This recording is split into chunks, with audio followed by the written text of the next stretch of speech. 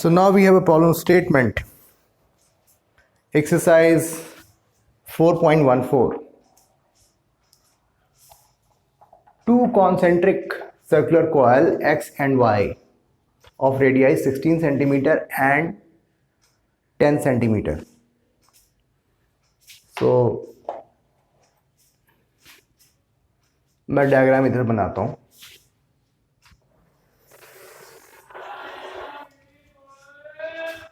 They lie in the vertical plane containing north to south direction.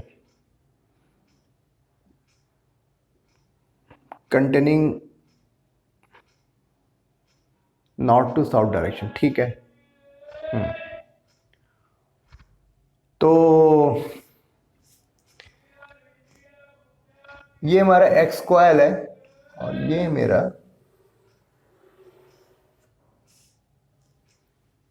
Y coil है. तो ये कुछ details जो हैं वो अलग अलग दिए हुए हैं, तो मैं थोड़ा सा इन्हें सेपरेट करके शो करता हूं. इधर एक्स के डिटेल्स मैं दूंगा और इधर वाई के डिटेल्स. कॉइल एक्स और कॉइल वाई. इसका रेडियस जो है वो 16 × 10⁻⁻² मीटर है और उसका रेडियस 10 × 10⁻² मीटर है. They lie in the same vertical plane containing north to south direction. Coil X has 20 turns. It has 20 turns and it carries a current 16 ampere.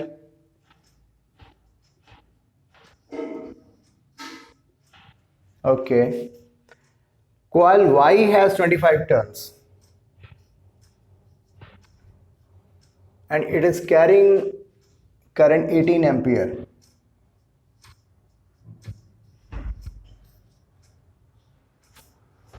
Sense of current in X is anti-clockwise and Y is clockwise. एक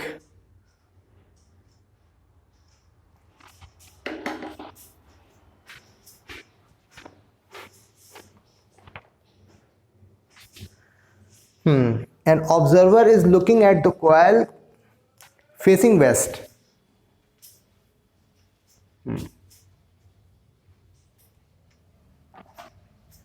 An observer is looking at the coil facing west.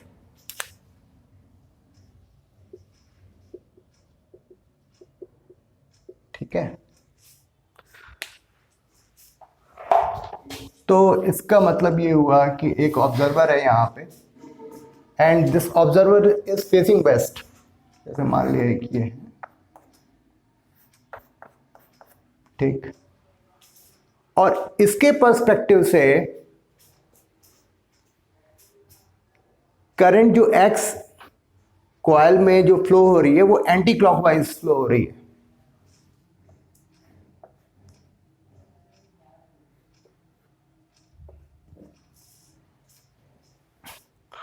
और इस observer के perspective से जो Y coil है उसमें clockwise current flow हो रही है.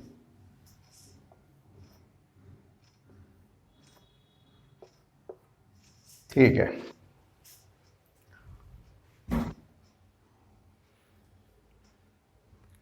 Give the direction and magnitude of net magnetic field due to coils at the center. एक बात आप ये समझ लो कि अगर करंट स्ट्रेट लाइन में फ्लो हो रही है तो उसके चलते ड्यू टू दैट करंट जो मैग्नेटिक फील्ड होगी वो कुछ ऐसे बनेगी या फिर ऐसे बनेगी. अच्छा, अगर करंट हमारा ऐसे फ्लो हो रहा है तो मैग्नेटिक फील्ड एट सेंटर या तो यूं बनेगी स्ट्रेट लाइन में या तो यूं बनेगी. ठीक है. तो ये चीज आपके दिमाग में रहना चाहिए. तो अभी यहां पर जो करंट जैसे मूव कर रहा है, it is making a circular path. ठीक है, तो सेंटर पर जो है जो मैग्नेटिक फील्ड की डायरेक्शन होगी, जो मैग्नेटिक फील्ड बनेगी वो स्ट्रेट लाइन में बनेगी। ये और बात है कि इधर बन रही है या फिर इधर बन रही है, वो हमें देखना होगा। ये फ्लेमिंग्स राइट हैंड रूल हमें यूज करना होगा। ठीक है, जब फोर्स की डायरेक्शन फाइंड आउट करनी होती तो लेफ्ट हैंड यूज करते हैं। ठीक है, यहां पर अभी राइट हैंड रूल हम लोग यूज करेंगे। ठीक है, तो सारे डिटेल्स हमारे पास आ चुके हैं। अब हमें कॉइल एक्स के लिए सेंटर पे मैग्नेटिक फील्ड फाइंड आउट करना है और उसके डायरेक्शन फाइंड आउट करना है, और कॉइल वाई के लिए हमें सेंटर पे मैग्नेटिक फील्ड फाइंड आउट करना है और उसका डायरेक्शन फाइंड आउट करना है। ठीक, पहले तो डायरेक्शन फाइंड आउट कर लेते हैं। ये देखो आप,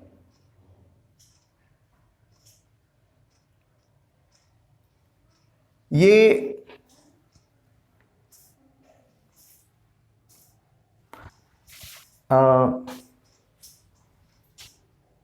मेरा ऐसे जाएगा यूं, तो मैग्नेटिक फील्ड जो हमारा एक्स के चलते जो है वो इस डायरेक्शन में होगा बी एक्स। और ये देखो आप, इस पोर्शन को जो है अपने फिंगर्स को हम क्लॉकवाइज मूव करा रहे हैं, तो ये करंट की डायरेक्शन जो है, मैग्नेटिक फील्ड की डायरेक्शन हमारी इधर की ओर हो रही है, तो बी वाई इधर होगा। बी एक्स की डायरेक्शन जो होगी टुवर्ड्स ईस्ट होगी और बी वाई की डायरेक्शन टुवर्ड्स वेस्ट होगी। इतनी बात हमें समझ में आ गई। अब what would be the magnitude of B X and B Y respectively, ये हमें फाइंड आउट करना है। तो ठीक है, इस पॉइंट पर अगर मैं मैग्नेटिक फील्ड फाइंड आउट करना है, तो अगर मैं यहां पर ऐसे देख रहा हूं, ये ऑब्जर्वर इस देखो, ये कॉइल हमें इस तरफ से हम देख रहे हैं तब हमारी लिए कॉइल ऐसे बन रही है। ठीक है, लेकिन अगर ये ऑब्जर्वर देखेगा तो इसको बिल्कुल सर्कुलर दिखाई देगा, एक्स भी और वाई भी। ठीक है, तो ऐसे मान लो वाई के बारे में बात कर रहे हैं, तो हमारा आई इधर की ओर बह रहा है और ये मान लिया पोर्शन डीएल है, तो इसकी डायरेक्शन भी यही होगी। और ये हमारा जो डिस्टेंस वेक्टर है आर, इस डिस्टेंस वेक्टर आर के साथ ये डीएल वेक्टर 90 डिग्री बनाएगा। बायोट-सेवर्ट लॉ अगर हम लगाते हैं, B is equal to mu not upon 4 pi I D L cross R upon R cube. Vector DL और आर के बीच में एंगल कितना, 90 डिग्री है। ठीक है, नो प्रॉब्लम। तो यानी कि DL into R sine 90, sine 90 would be 1।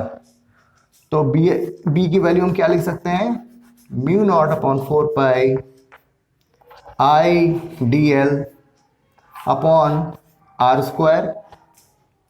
ठीक है, ये इस पोर्शन के लिए डीबी हुआ। टोटल डीबी कितना हो जाएगा, इसको हमको ये सारे डीएल पॉइंट्स जो हमको ऐड करते जाने होंगे, और इन सारे डीएल को हम जब ऐड करेंगे तो क्या आएगा 2 पाई आर।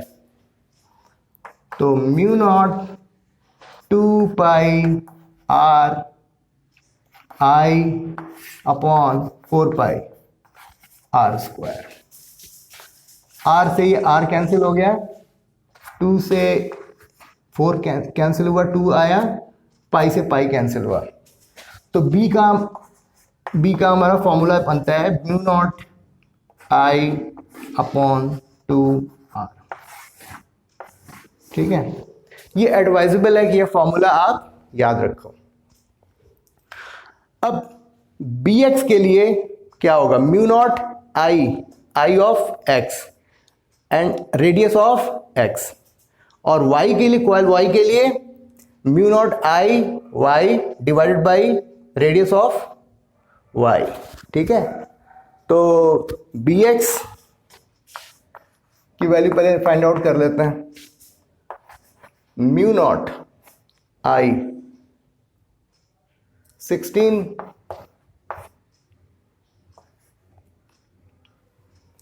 अच्छा यहां पर एक और चीज है, एक राउंड के लिए हमने कैलकुलेशन किया हुआ है, तो अगर n राउंड्स हैं अगर, n टर्न्स हैं अगर, तो यहाँ पर टोटल मैग्नेटिक फील्ड की वैल्यू हो जाएगी n टाइम्स म्यू नॉट आई। तो n की वैल्यू यहाँ पर 20 है। म्यू नॉट 16 और n की वैल्यू हमारी 20 है, and divided by 2 times 16 into 10 to the power minus 2। ठीक है,